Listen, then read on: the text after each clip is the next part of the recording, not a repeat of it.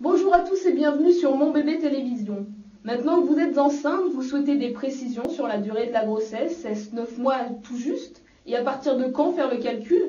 Il serait facile de répondre à cette question si l'on connaissait avec précision la date de conception et la durée exacte de la grossesse.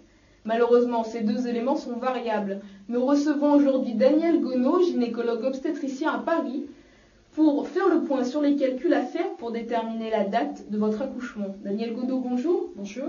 Alors, comment déterminer d'abord la date de conception? Alors, la date de l'accouchement est à déterminer avec la date de conception. C'est ça qui nous importe tout au long de la grossesse, pour le suivi de celle-ci et pour organiser les choses pour la naissance.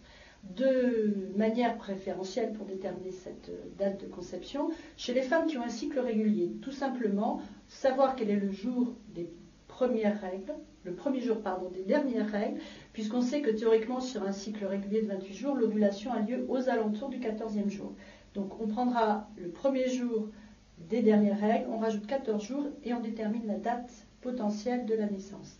On peut être plus précis grâce à d'autres techniques. Si l'on a fait une courbe de température, on sait que l'ovulation a lieu le jour qui suit la montée de la courbe de température.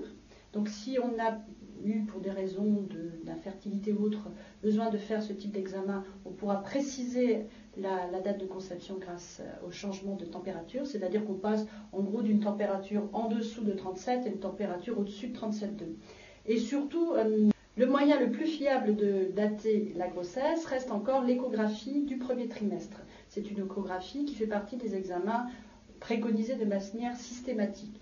Cette échographie, si elle est pratiquée avant 3 mois, permet de dater précisément la conception grâce à la mesure de l'embryon.